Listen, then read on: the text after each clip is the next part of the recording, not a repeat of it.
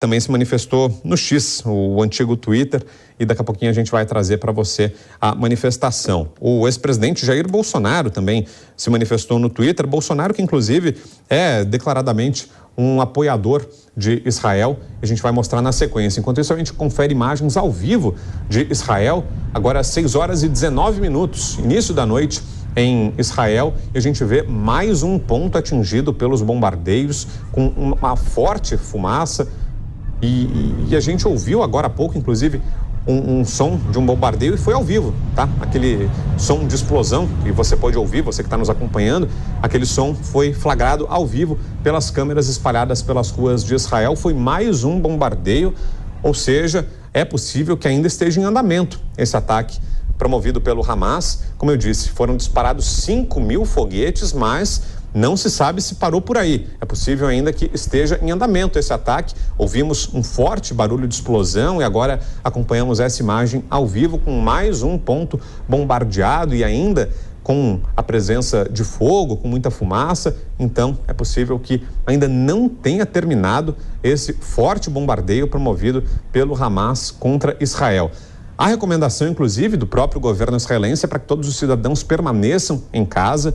O primeiro-ministro veio a público, disse que iniciou-se uma guerra contra o Hamas, pediu que a população não saia de casa. Vimos também mais cedo ali a movimentação das equipes de segurança pelas ruas do país. Então, tudo indica que a situação ainda não está sob controle. Longe disso, é de muita tensão nas ruas de Israel.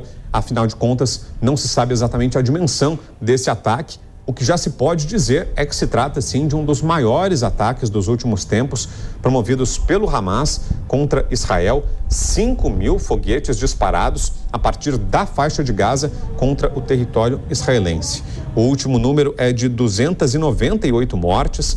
Esse é um número do próprio serviço de emergência israelense. Mas à medida que a gente vê e acompanha nas imagens ao vivo que os bombardeios continuam, ou seja, que ainda há novas explosões, que ainda há focos de incêndio, muito possivelmente locais como esse que a gente está vendo nas imagens, onde as equipes de resgate ainda não conseguiram chegar.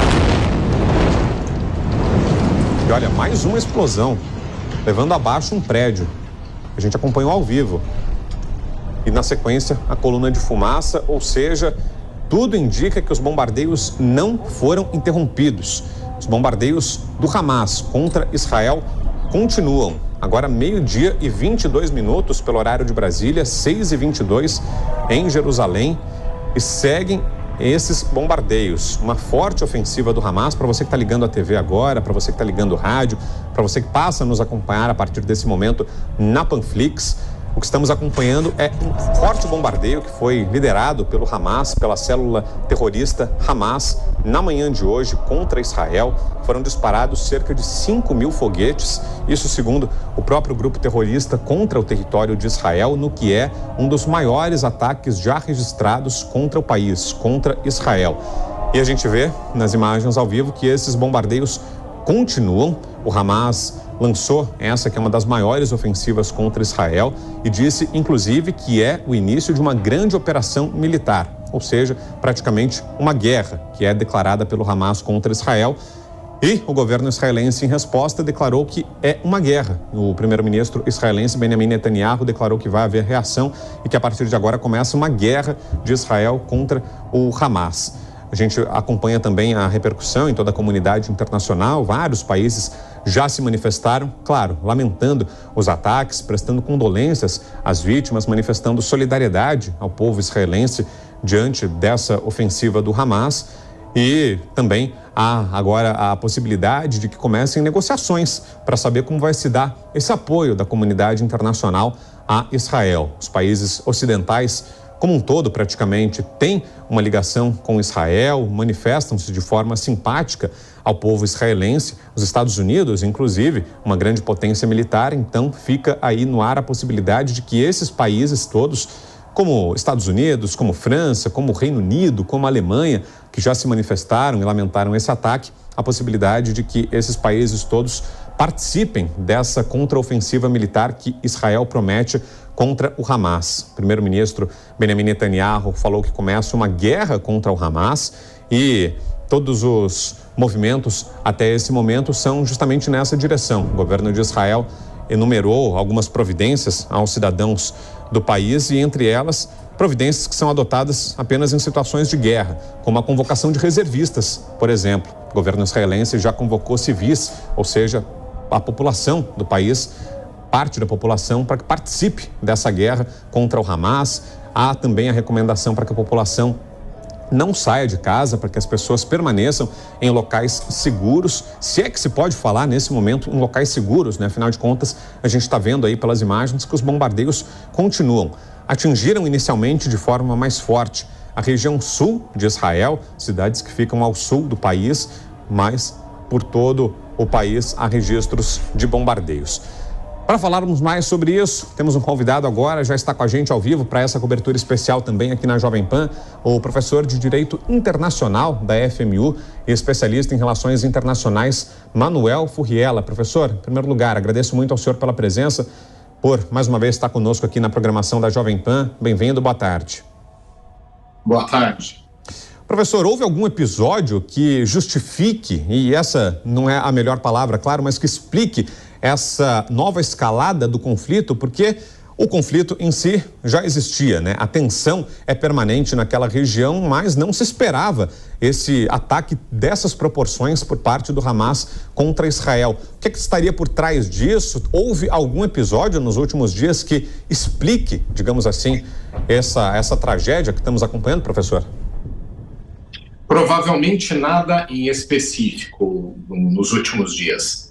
Obviamente, a gente tem que aguardar um pouco mais. O próprio grupo soltar algum tipo de nota, alguma informação. Ele já assumiu a autoria dos atentados, dos ataques, mas não deixou ainda muito claro, especificamente, qual seria esse motivo ou se há ou não uma motivação. Mas o que a gente sabe, isso com certeza, é que nos últimos anos o Hamas ele já vinha se organizando, se preparando para uma ofensiva ainda mais representativa.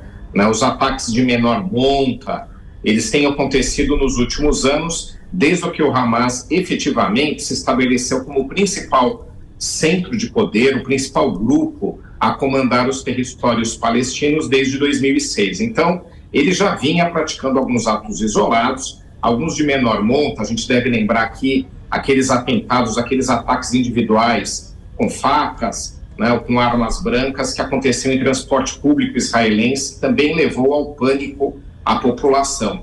Mas ataque em larga escala, de grandes proporções, como este que se iniciou nas últimas horas, ele vinha sendo organizado, como eu mencionei. Então, provavelmente, o Hamas se viu agora numa situação onde ele já estava mais preparado para que uma grande ofensiva fosse negociada, fosse realizada.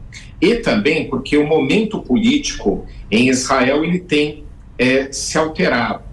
Israel tem realizado reformas, principalmente no poder judiciário, e essas reformas têm levado o país a ter um poder mais centralizador, mais organizado em torno de decisões que sejam tomadas pelos governos centrais. Então, aquela diluição de poderes, aquela gestão mais democrática do Estado de Israel, ele vinha sendo diluído por conta dessas reformas que estão em discussão. Então, aqui eu acredito que são duas situações que nós temos aqui. Essa primeira que eu mencionei, que o Hamas ele já estava se organizando, e então agora ele já tinha um poder ofensivo mais representativo para utilizar contra Israel, e também nesse momento onde Israel passa pela discussão de reformas. Estes dois cenários são certeza. Agora a gente tem que verificar se tem alguma outra motivação a ser declarada pelo próprio grupo terrorista. Agora, professor, queria aproveitar a presença do senhor aqui conosco para que o senhor fizesse também um resgate histórico e nos ajudasse a entender e explicasse de forma resumida, né? Afinal de contas, é algo especialmente... Estão chegando outras informações, inclusive outras imagens de pontos que estão sendo bombardeados, como eu falava, e já retomo com o senhor, professor, mas como falávamos aqui, os bombardeios continuam e a gente está acompanhando imagens ao vivo que chegam de Israel, mostrando justamente pontos em que ainda há bombardeios e focos de incêndio em andamento. Temos mais um convidado agora, inclusive, deixa eu dar as boas-vindas aqui agora ao ortopedista e traumatologista esportivo Sidney Shapiro, que é uma figura de grande destaque da comunidade judaica aqui em São Paulo, que mora em Israel, está ao vivo conosco. Doutor Sidney, em primeiro lugar, obrigado pela gentileza, pela atenção com a nossa equipe nesse momento tão delicado. Boa noite ao senhor. Boa noite, sempre um prazer falar com a PAN. Tanto tempo que nós ouvimos, assistimos aqui ao vivo, mas a distância nos faz sentir saudade até daquela musiquinha da manhã. Doutor, e infelizmente a gente retoma o contato agora nesse momento tão triste, né, para toda a comunidade judaica e para o povo israelense e para o mundo inteiro, acho que dá para dizer, sem nenhum exagero. E queria que o senhor nos contasse, doutor Sidney, qual é a situação de momento aí em Israel? Quais foram as recomendações das autoridades? Como é que vocês que moram aí estão enfrentando essa situação? Veja, a minha residência é no centro, teve pouco ataque, ou praticamente nada em termos de incidentes. Mas o país inteiro está com comoção. A gente percebe que há um preparo do governo em busca no próprio exército, né, em busca de reservistas. Os hospitais, principalmente ao sul, estão lotados. A gente sabe que o contingente médico foi todo relocado para esses hospitais. E aqui também, apesar de eu estar vivendo no centro, nós estamos de prontidão para o que vai ocorrer hoje, amanhã, depois. Talvez em termos de emergência a gente tenha que começar a trabalhar. É muito difícil entender a situação, é muito complicado também, como um brasileiro recém-chegado, a gente percebe há um certo pânico pela própria situação em primeiro lugar, e a gente percebe que a população de Israel se cotiza. Então aqui no WhatsApp, só para se colocar, uma pessoa perguntou se estava aberto no supermercado para comprar leite. No ato já responderam: olha, como diz o governo, não é para sair de casa, fiquem no local próximo dos bunkers. Aqui nós temos bunkers no próprio apartamento, então é uma facilidade muito grande de entrar neles. Mas existem locais que os bunkers ficam à distância, uma distância até relativamente grande. Todos os prédios têm bunkers no subsolo, e a recomendação mesmo é fazer o menos possível dentro de uma área de segurança. Doutor, e os bombardeios continuam? Então, os bombardeios continuam, a gente continua acompanhando tanto pelos noticiários. Os bombardeios continuam, o número de mortos aumenta, não se sabe, é difícil a gente entender um país que tem uma estrutura de defesa tão grande conseguir ser atacado de uma maneira, para a gente, muito surpreendente, né? Não foram por túneis, não foram por outras áreas, e sim por uma área que, teoricamente, é uma área já segura, com bastante visibilidade do exército. Realmente a gente está, aqui dentro de Israel, nós estamos estarrecidos e surpresos, e, claro, como sempre, a gente tem um certo receio do que pode acontecer. A gente sabe que é um país seguro, de um bom exército, mas, de qualquer maneira, há um ataque, e realmente não é um ataque de brincadeira, apesar do nome ser de terroristas, na verdade são guerrilheiros que estão entrando aqui, e essa é uma questão difícil da gente entender. Claro. O que eu posso dizer é isso, a questão que chama mais atenção é a união do povo.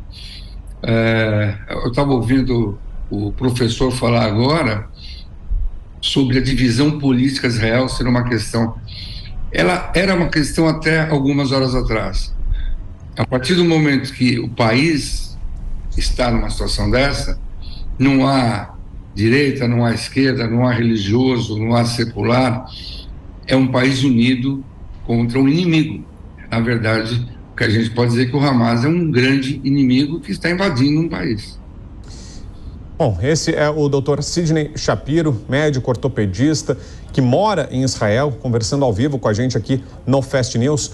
Dr. Sidney, vou liberá-lo. Fica aqui desde já a nossa torcida para que as coisas fiquem bem por aí. A gente segue em contato, a nossa equipe vai manter contato. Havendo qualquer novidade, qualquer outra informação, pode nos passar. Obrigado mais uma vez, doutor, pela atenção, pela gentileza aqui de sempre com a Jovem Pan e tomara que as coisas fiquem bem. Olha, aqui a gente costuma dizer que nós temos um juiz único, um médico único e uma defesa única, que vem lá de cima. Esperamos que ele esteja com a gente, como sempre. Até mais, doutor. Deixa eu dar as boas-vindas agora também ao nosso comentarista Gustavo Segré, que a partir de agora se junta à nossa equipe nessa cobertura especial, nessa tarde de sábado aqui na Jovem Pan. Segré, sempre bom estar com você. Pena que numa cobertura tão delicada, num momento tão tenso como esse. Mas, antes de tudo, boa tarde, Segré. Bom sábado. Boa tarde, Vitor Brown. Boa tarde para toda a nossa audiência. É um dia lamentável, né, em que pessoas estão morrendo por causa desse pensamento diferente em que não tem como resolver. E lembrando, Vitor, e escutava com muita atenção ao Sidney e ao Dr. Manuel, em função do histórico, né?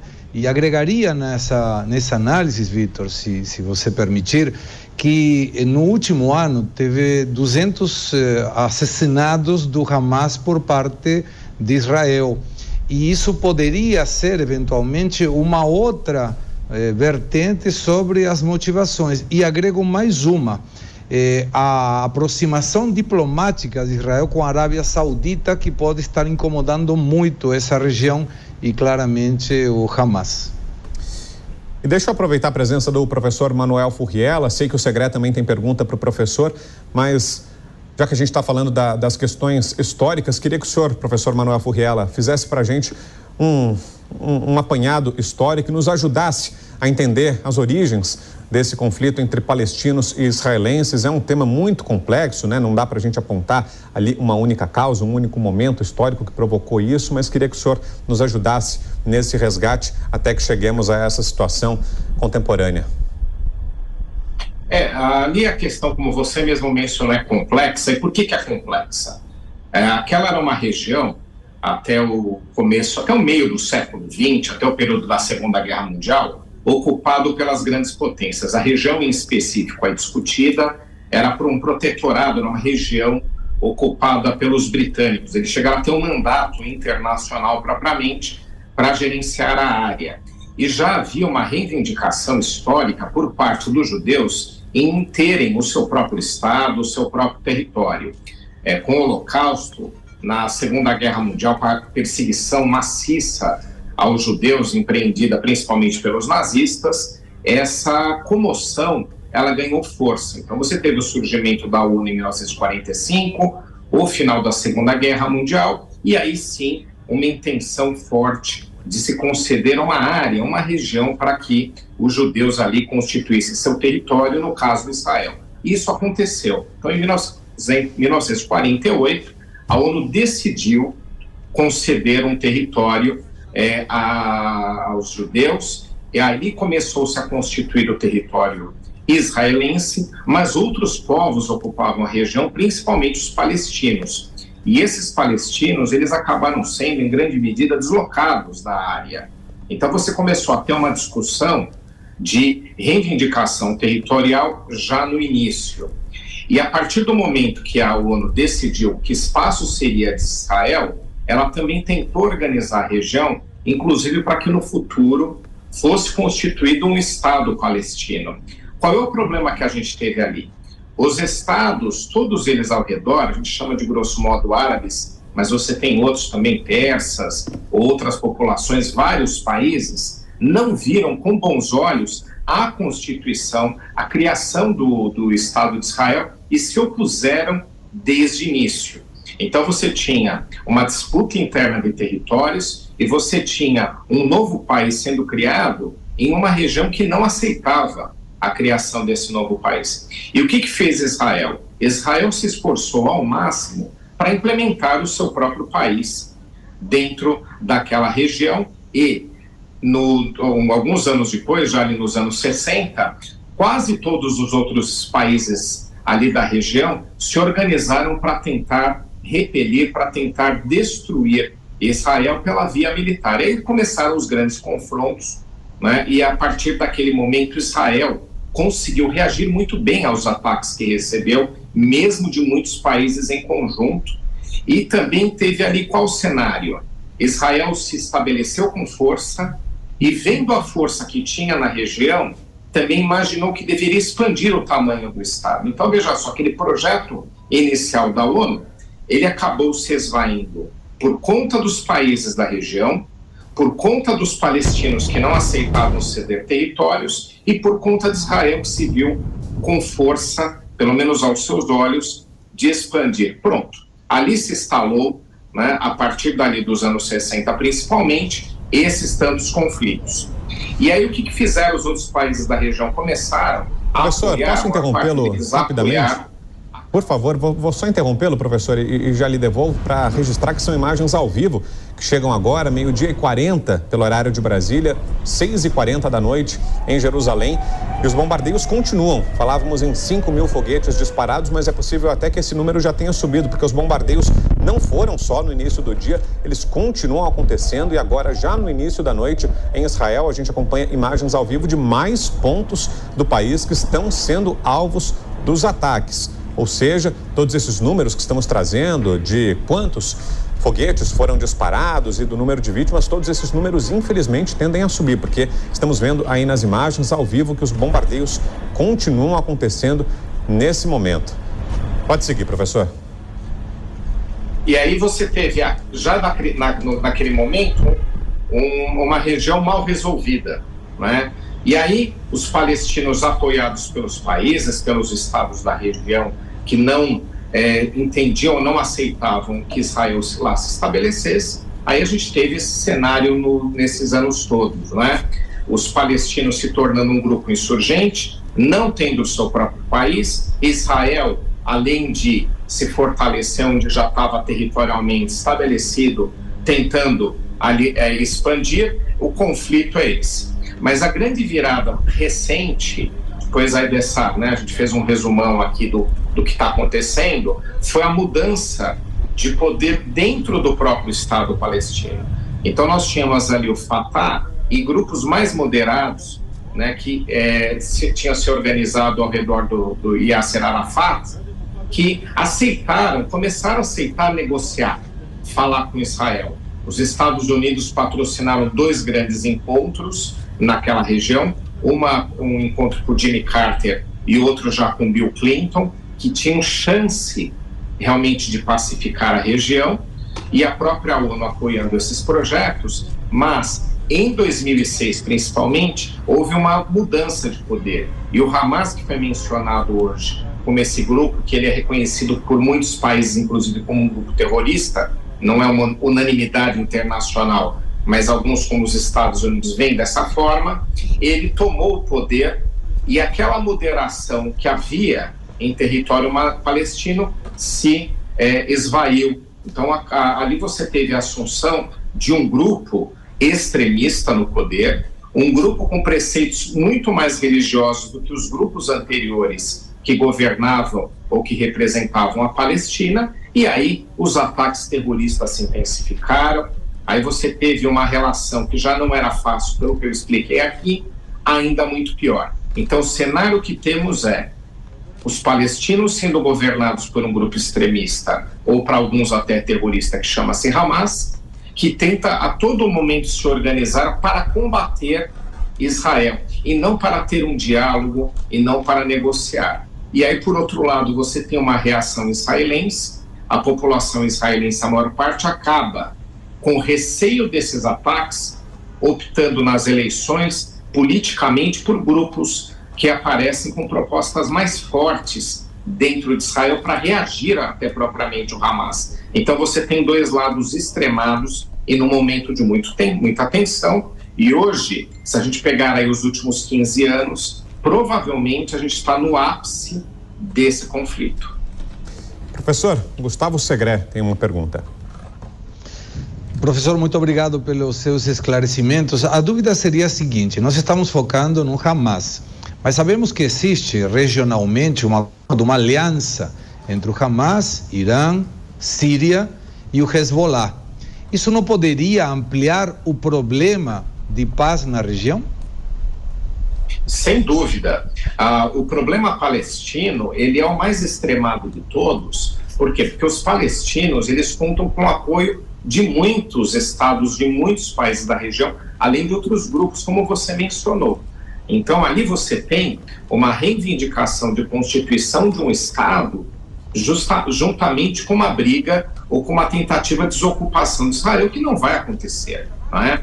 Então, ali é mais extremado, mas ela não é uma equação simples. Trata-se, como você mesmo perguntou, afirmou, de um problema regional. Então, você pode ter a disseminação por outros estados da região. Então, o Irã, que foi mencionado aí por você, que tem sido discutido internacionalmente se ele coloca em risco a segurança do mundo por ele desenvolver um projeto nuclear, também faz parte dessa problemática, já que os iranianos veem Israel como um país ou um estado que desafia as suas pretensões regionais. Há um conflito de potências regionais e Israel e Irã são parte desse conflito. Então você tem um cenário ali para todo o Oriente Médio muito complexo. Israel é uma das únicas democracias propriamente na região, é a principal potência militar também, é uma potência econômica, é um estado muito desenvolvido tecnologicamente em uma região onde os cenários eles são completamente diversos desse. Então, Israel ou a pacificação de Israel com os palestinos é um ponto complexo para se resolver, inclusive porque outros interesses na reunião fazem parte dos grupos de apoio, tanto a um lado, ao dos palestinos principalmente, quanto em menor medida a propriamente Israel. Agora, 12h47, pelo horário de Brasília, e nós estamos acompanhando aí duas imagens. Do lado esquerdo da sua tela, para você que nos assiste na televisão e na Panflix, imagens ao vivo de Israel. Em Israel, nesse momento, 6h46 da noite, são imagens ao vivo do lado esquerdo, de pontos em que ainda há bombardeios em andamento, e do lado direito, outros pontos que foram atacados ao longo do sábado, ao longo do dia.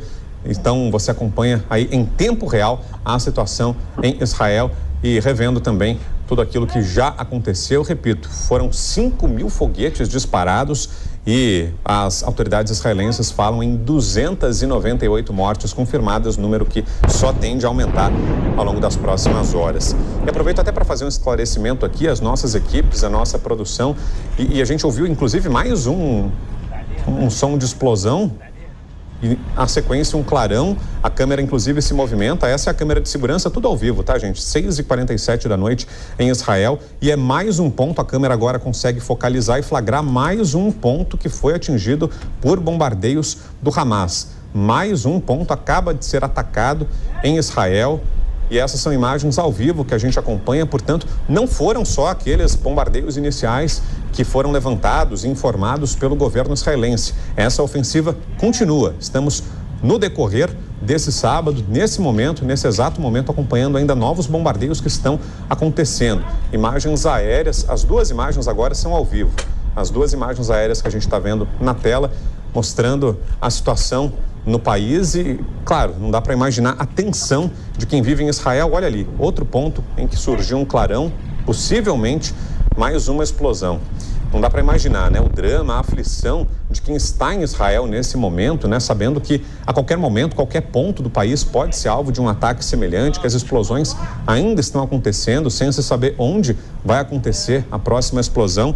É uma situação realmente dramática que vive Israel nesse momento. Inclusive, as nossas equipes de produção estão tentando, nesse momento, contato com vários integrantes da comunidade israelense. Há uma preocupação grande, claro, com os desdobramentos políticos do conflito e com a reação diplomática, mas principalmente com a segurança, né? E por esse motivo, sentimento de tristeza é o que prevalece nesse momento. Muitas das pessoas que foram procuradas pelas nossas equipes, inclusive, não querem dar entrevistas nesse momento porque estão muito abaladas com tudo que está acontecendo, ou então estão usando serviços de comunicação, usando o celular, usando o computador para tentar entrar em contato com familiares e com pessoas próximas que estejam em Israel. Afinal de contas, a situação ainda está fora de controle, os bombardeios continuam acontecendo, então por isso a gente está movimentando as nossas equipes e tentando entrar em contato também com pessoas que estejam lá ou representantes da comunidade israelense aqui no Brasil, e ao longo do dia a gente vai ter outras informações aqui na Jovem Pan. Enquanto a gente segue